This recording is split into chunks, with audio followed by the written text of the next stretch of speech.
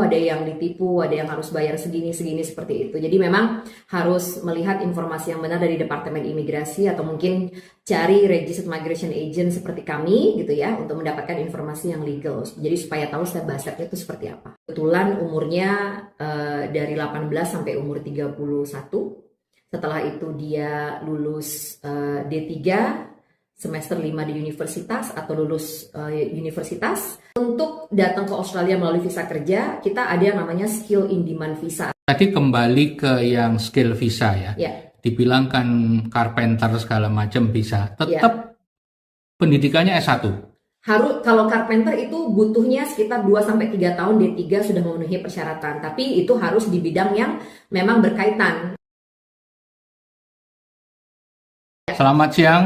Selamat siang Pak Hengki, terima kasih atas waktunya untuk hari ini. Loh, saya yang terima kasih dong.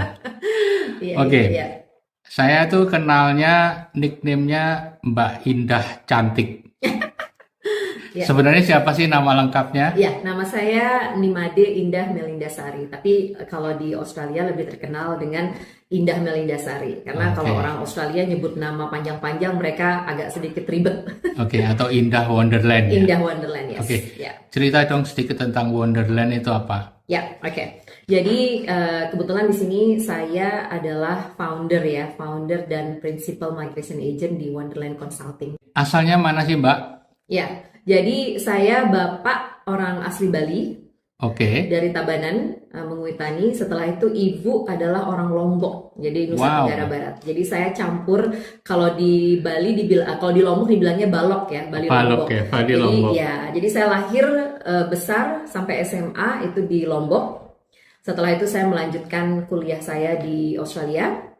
Tahun 2001 saya selesai kuliah di Curtin University. Setelah itu saya kembali ke Bali karena dipanggil oleh almarhum bapak saya untuk bekerja di Lombok dan di Bali. Setelah itu saya kembali lagi ke Australia untuk melanjutkan sekolah saya yang di immigration law-nya, di hukum law-nya itu. Itu master ya? Tidak, graduate diploma. Graduate diploma. Di mana? Di Murdoch. Di Murdoch University. Jadi saya punya bachelor degree di Business Commerce itu di Curtin University di Perth, Western Australia. Setelah itu lanjut ke immigration law-nya di Murdoch. Jadi gini, terutama mereka itu bertanya tentang bagaimana bisa bekerja di Australia. Mungkin bisa dikasih gambaran singkat gimana, Mbak? Ada banyak jalan menuju Roma sih sebenarnya, tapi kalau di Australia dibilangnya jalannya harus legal, legal, tidak bisa ilegal. Nah, di sini ada beberapa jalan. Misalnya ada aplikan yang kebetulan umurnya dari 18 sampai umur 31. Setelah itu dia lulus D3 semester 5 di universitas atau lulus universitas, dan dia ingin mencari pengalaman kerja di Australia, dia bisa apply Working Holiday Visa. Nah, WHV singkatannya yang paling terkenal itu subclassnya 462. Dan ini untuk generasi muda di Indonesia yang memang ingin mencari pengalaman kerja, tapi belum ada perusahaan yang mensponsori. Jadi dia bisa jalan ke Australia bekerja, itu mereka bisa dapat tahun pertama, tahun kedua, tahun ketiga untuk memenuhi persyaratan untuk ke visa kerjanya, yang the real visa kerjanya kalau misalnya mereka mau tetap stay di Australia. Nah, jadi ada step by stepnya. Sebelum melanjut, jadi D3 boleh? D3 boleh untuk yang di Indonesia. Jadi D3 atau semester 5 di universitas di Indonesia. Belum lulus pun boleh. Atau lulus S1. Dan tes IELTS-nya juga butuh sekitar 4,5. 4,5 aja ya. Tapi tantangannya adalah mendapatkan kuota Pak Hengki, karena kuota di Indonesia yang dikasih oleh pemerintah Australia untuk Indonesian citizen itu mereka tidak terlalu banyak ya. Jadi setiap tahunnya itu kuotanya selalu habis karena ribuan orang tuh yang apply. Saya pernah dengar di Indonesia kan harus daftar juga di Indonesia ya? Ya, harus daftar di Direktorat Imigrasi di Jakarta, di Indonesia, yang memang bertanggung jawab untuk memberikan surat sponsornya itu. Dan itu online? Itu online, ya. Ada yang pernah info ke saya bahwa mereka harus bayar untuk mendapat prioritas segala macam, itu nggak betul? Nah, itu nggak benar ya. Saya juga sering dengar seperti itu. Nah, cuman saya nggak tahu behind the scene-nya itu seperti apa di belakang layarnya. Tapi itu memang kan jalurnya jalur ke pemerintah itu. Jadi secara legalnya itu ya mereka jalurnya online, menunggu sampai dapat approval seperti itu. Ya sudah, kalau sudah dapat suratnya itu sebagai istilahnya pasport ya untuk bisa apply untuk WHV-nya yang subclass 462 itu. Apakah untuk ini working holiday visa ini Wonderland juga bisa bantu? Ya, kita semua bisa bantu Australian visanya, tapi untuk mendapatkan kuota itu memang aplikan itu harus datang dengan ada suratnya dulu, surat sponsornya karena mereka harus apply sendiri. Dan katanya harus punya tabungan 5.000 dolar, betul ya? Itu persyaratan karena gini, untuk tinggal di Australia, beli makan segala macam kan itu pada saat baru nyampe mungkin aplikan itu kan mereka nggak langsung bisa dapat pekerjaan. Nah, jadi biasanya dari Departemen Imigrasi itu berharap supaya mereka itu bisa support dirinya dulu. Jadi mintanya sekitar 5.000 yang ditunjukkan di rekening korannya. Setelah itu nanti sampai di sini tentunya kan mereka sudah pasti bisa mengisi kekosongan. Nah, tapi sekarang banyak generasi muda kita tuh mereka yang sudah pintar ya, karena mungkin mereka udah baca-baca di forum ya. Jadi sesudah di granted WHV-nya, kan itu dikasih waktu 12 bulan untuk enter Australia dengan visa tersebut. 12 bulan itu digunakan buat mereka itu untuk mencari pekerjaan. Jadi itu pintar sekali mereka. Jadi yang rata-rata klien yang datang konsultasi dengan saya untuk pathway ke visa kerja setelah itu, yang subclass 482, yang sponsorship, itu mereka sudah gencar itu di situ. Jadi mereka bergerak itu sudah mencari perusahaan untuk bekerja. Jadi mereka tuh ketika di luar Australia itu mereka sudah tahu mau landed di mana, karena kan kita kan ada Western Australia, ada Tasmania segala macam. Jadi mereka melihat, kayaknya saya mau bekerja, saya dapat perusahaan di bidang hospitality di Tasmania misalnya.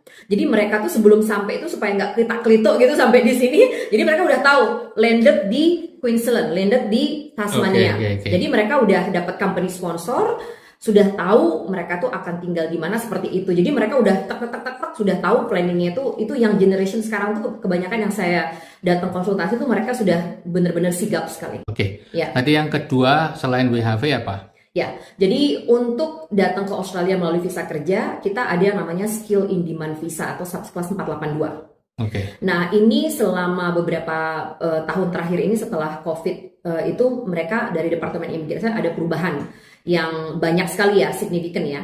Jadi visa 482 ini ada beberapa occupation list-nya. Jadi ada list-list pekerjaan yang memang ditentukan oleh Departemen Imigrasi. Contohnya misalnya ada carpenter, ada tukang kayu, tukang batu bata, ada tukang masak, tukang pijat, massage terapis, atau pekerjaan yang profesional seperti accountant, engineer, information system IT seperti itu. Yang di bidang construction juga banyak. Nah, mereka itu harus ada perusahaan di Australia untuk mensponsori. Pendidikannya dulu apa? Ya, pendidikannya tergantung. Kalau misalnya dia professional skill level 1, itu pendidikannya harus S1. Dan post qualification, jadi setelah mereka qualified di pendidikannya itu, mereka harus punya pengalaman kerja at least 1 tahun yang berkaitan dengan pekerjaan mereka. Contoh misalnya, saya mau bekerja sebagai accountant di Australia. Ya, persyaratannya berarti dia harus lulus S1 3,5 atau 4 tahun kalau di Indonesia atau di sini ya, accountant. Setelah itu harus ada pekerjaan sebagai accountant at least 1 tahun full time di Indonesia, atau mungkin kalau mereka kuliah di Australia. Jadi 1 tahun pengalaman kerja. Setelah itu mereka kalau ada perusahaan untuk mensponsori itu mereka bisa langsung ke subclass 482 namanya. Nah, 482 ini visanya 2-4 tahun, Pak Hengki, durasinya ya. Nah, biasanya kita propose ke perusahaan itu 4 tahun, biar agak sedikit lamaan mereka tinggal di Australia melalui visa kerja. Nah, 2 dari 4 tahun di 4 tahun itu, mereka sudah eligible memenuhi persyaratan untuk ke permanent residentnya, subclassnya 186, Employer Nomination Scheme. Jadi ada pathway-nya, ada pathway-nya, step by step-nya seperti itu. Nah, makanya saya tadi jelaskan, kalau misalnya dia tidak lulus di Australia, kan ada yang pakai visa pelajar juga kan untuk pathway-nya. Nah, jadi mereka tuh building up karirnya itu dari WHV itu. Karena kan dia bisa dapat di tahun pertama, tahun kedua, tahun ketiga. Nah, tapi juga agak sedikit tricky Pak Hengki, karena banyak yang pakai WHV itu, tentunya kita ngerti WHV kalau backgroundnya dia misalnya bisnis, ekonomi atau accounting di Indonesia, ketika mereka mau perpanjang di tahun kedua sama ketiga itu kan ada persyaratannya, mereka harus bekerja di perkebunan, peternakan, ya seperti itu ya. Jadi harus gitu bekerja ya? yang metik buah itu at least 3 bulan mereka harus bekerja di regional area. Oh, harus malah memang di situ ya? Untuk memenuhi persyaratan di tahun yang kedua itu harus 88 hari, 3 bulan di tahun yang pertama. Nah, makanya banyak masyarakat kita itu mereka terlena di situ. Jadi mereka kan tidak bekerja di bidangnya dia berarti. Jadi ada yang IT engineer seperti itu, mereka sampai di Australia untuk memenuhi persyaratan di 3 bulan di tahun untuk extend di tahun kedua, itu mereka harus bekerja di bidang yang tidak sesuai. Oke. Nah, setelah itu nanti di tahun kedua, kalau masih umurnya memenuhi persyaratan di bawah 31, dia itu harus bekerja 6 bulan di tahun kedua di regional work juga untuk bisa extend di tahun yang ketiga. Nah, makanya kadang aplikan itu mereka stuck di daerah yang memang benar-benar mereka tuh bisa extend sampai 3 tahun. Langsung mereka. Jadi mereka udah, pokoknya orang Indonesia sekarang udah pinter banget. Jadi mereka udah langsung, estafet udah dari baru nyampe tuh mereka udah kerja untuk dapat extension di tahun yang ketiga. Jadi klien-klien saya itu banyak yang datang konsultasi itu sudah punya at least 3 tahun covering visanya dia di working holiday visa.